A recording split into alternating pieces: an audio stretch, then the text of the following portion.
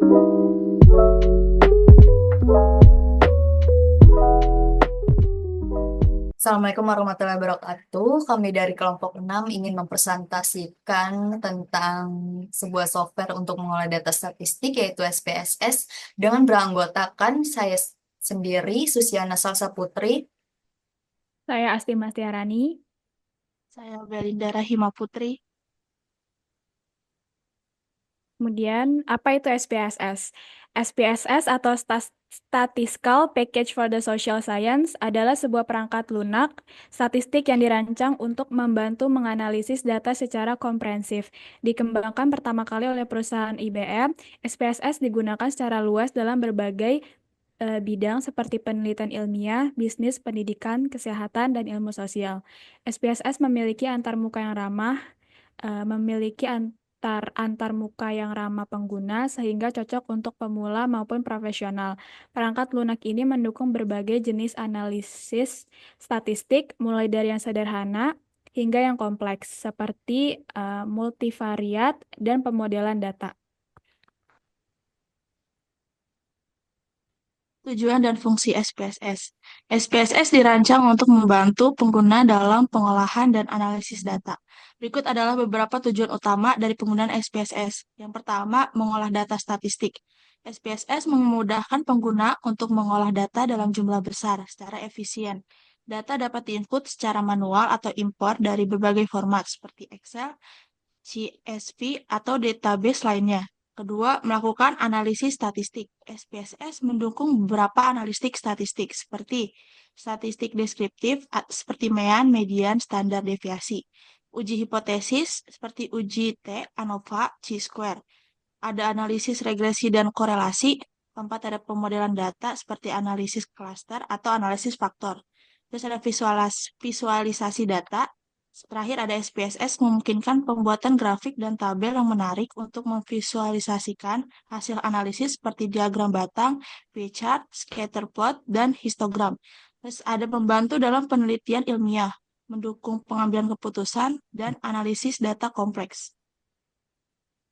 Keunggulan SPSS yang pertama yaitu yang sudah dijelaskan tadi oleh Asti yaitu kemudahan pengguna. Yang kedua ada dukungan beragam format data. Yang ketiga ada kompatibilitas lintas bidang. Yang empat ada paket lengkap untuk analisis statistik. Jadi SPSS adalah alat yang sangat powerful untuk membantu Anda memahami dan mengolah data secara efisien. Jika Anda baru memulai belajar menggunakan SPSS, jangan ragu untuk mencoba fitur-fiturnya dan berlatih dengan data sederhana. Jadi, kali ini kita akan mencoba software SPSS ini dengan menggunakan data-data sederhana. Jadi, ini tampilan dari aplikasi SPSS yang telah kita install. Sebelum itu, kita membuat data baru terlebih dahulu dengan klik New Dataset.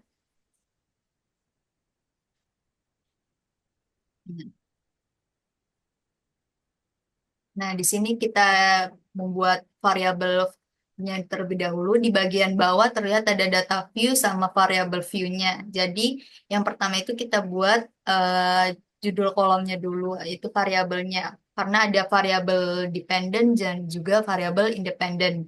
Yang pertama, variabel pertama itu kita buat variabel durasi pelatihan. Kita beri nama durasi pelatihan. Di sini tuh udah otomatis biasanya kalau kita udah klik type. Nah, desimalnya kita jadikan 0 saja. Karena kita mau nilai nantinya data yang ditampilkan data asli aja. Lalu measure-nya kita ganti ke scale. Nah, untuk variabel kedua juga sama dengan nama motivasi.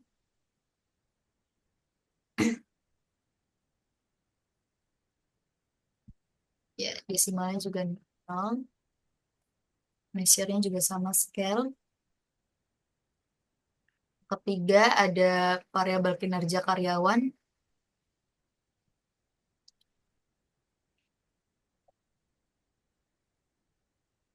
Ya, di sini kita sudah membuat variabel-variabelnya. Lalu di bagian data view, Nah, sudah muncul ya variabel-variabelnya, kita langsung saja bisa mengisi data-datanya satu persatu secara manual.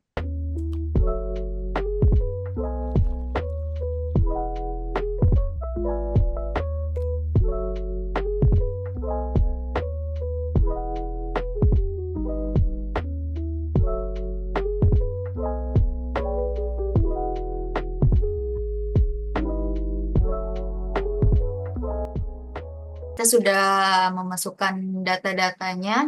Di sini kita punya data sederhana saja ya. Lalu kita save dulu, klik file, lalu save as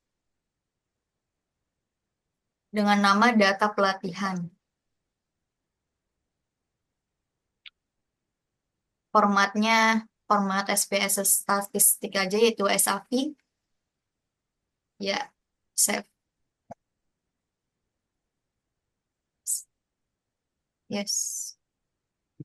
Nah, di sini kita akan menampilkan data-data yang dibutuhkan, tabel data yang dibutuhkan, yaitu dengan mengklik Analyze,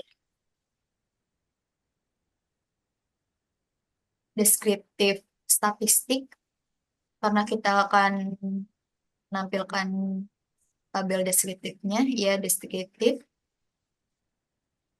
Lalu kita masukkan semuanya, masukkan semua variabel-variabelnya.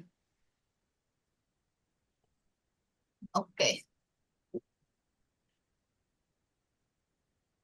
Lalu di sini sudah ditampilkan tabel deskriptifnya.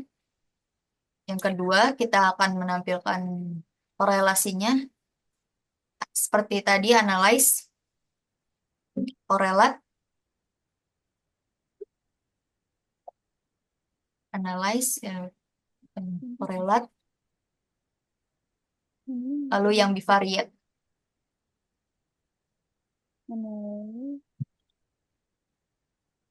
Yang bivariate. Sama seperti tadi, masukkan semua variabelnya dan juga persennya kita centang. Sudah tercentang. Oke. Nah, sudah ditampilkan korelasinya. Setelahnya kita buat tabel ketiga yaitu regresi analisisnya. Sama seperti tadi, analyze, regression, linear. Nah, di sini ada, kita pilih dulu data, variabel dependennya apa, variabel independennya apa. Nah, di sini variabel dependennya itu kinerja karyawan. Nah, independennya yaitu motivasi dan durasi pelatihan. Kita masukkan. Nah, statistiknya, karena kita ingin memperlihatkan semuanya, kita centang semuanya saja.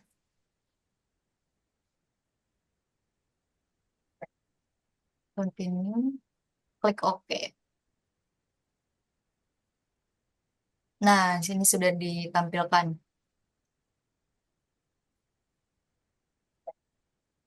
Ya, tabel pertama.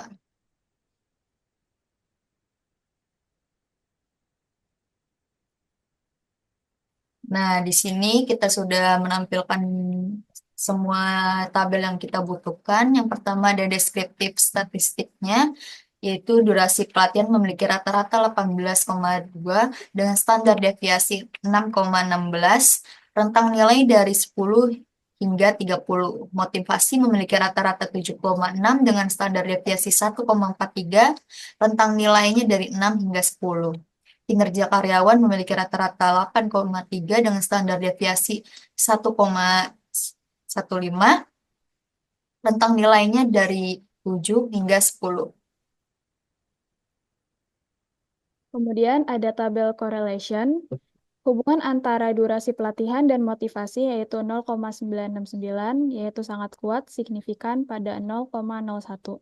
Hubungan antara durasi pelatihan dan kinerja karyawan yaitu 0,955, artinya sangat kuat, signifikan pada 0,01. Ini ada hubungan antara motivasi dan kinerja karyawan, hasilnya 0,952, artinya sangat kuat, signifikan pada 0,01. Semua korelasi signifikan menunjukkan hubungan linear positif yang kuat antara variabel-variabel. Kemudian ada tabel variabel enter or remove. Variabel prediktor yang dimasukkan adalah motivasi dan durasi pelatihan. Variabel dependent adalah kinerja karyawan. Metode yang digunakan adalah metode enter, yang berarti semua variabel prediktor dimasukkan secara langsung ke dalam model regresi. Selanjutnya ada tabel mode summary. R, nilai korelasi antara variabel prediktor dan dependen adalah 0,961. Ini menunjukkan hubungan yang sangat kuat.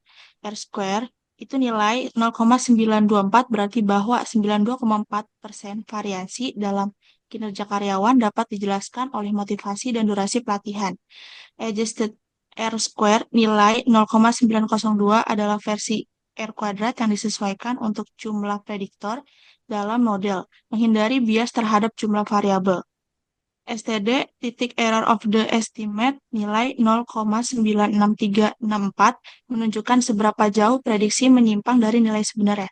F change dan C F change nilai F sebesar 42,253 dengan P value C F change 0,000 menunjukkan bahwa model regresi signifikan secara statistik. Selanjutnya ada tabel ANOVA, signifikan model, nilai SIG adalah 0,000 yang berarti model regresi secara keseluruhan signifikan pada tingkat kepercayaan 95%. Artinya, variabel independen, motivasi, dan durasi pelatihan secara bersama-sama berpengaruh terhadap kinerja karyawan. Evaluate nilai F adalah 42,253, menunjukkan kekuatan hubungan yang kuat antara variabel independen dan dependen. Selanjutnya ada tabel koefisien yang dimana tertera konstantanya yaitu 3,804 dengan signifikan 0,019. Artinya ketika variabel motivasi dan durasi pelatihan sama dengan 0, rata-rata kinerja karyawan bernilai 3,804. Durasi pelatihan koefisiennya sebesar 0,101 dengan signifikannya 0,242, yang artinya pengaruhnya tidak signifikan secara individu terhadap kinerja karyawan. Terus ada motivasinya, yaitu koefisiennya sebesar 0,349 dengan signifikan 0,341, juga menunjukkan pengaruh tidak signifikan secara individu terhadap kinerja karyawan. Lalu collinearity statistiknya, toleransi rendah 0,062 dan VIF tinggi yaitu 16,233 menunjukkan adanya multikolinearitas antara variabel independen yaitu motivasi dan durasi pelatihan. Kemudian yang terakhir ada tabel collinearity diagnostics. Condition index. Nilai condition index mencapai 48,512 untuk dimensi ketiga, mengindikasikan adanya potensi multikolinearitas yang kuat. Variance proportions. Hampir semua proporsi variansi terkontraksi di dimensi 3 untuk variabel motivasi 1,00 dan durasi pelatihan 0,94, memperkuat indikasi multikolinearitas. Ya, itu saja penjelasan kami tentang aplikasi IBM SPSS, tentang bagaimana membuat database, lalu menampilkan tabel-tabelnya, lalu tabel yang disajikan tadi juga semuanya sudah disajikan secara otomatis dari SPSS-nya, jadi sangat memudahkan pengguna dalam mengolah data dari data sederhana maupun data yang cukup besar. Sekian dari kelompok 6. Kurang lebihnya mohon maaf jika ada salah kata. Wassalamualaikum warahmatullahi wabarakatuh.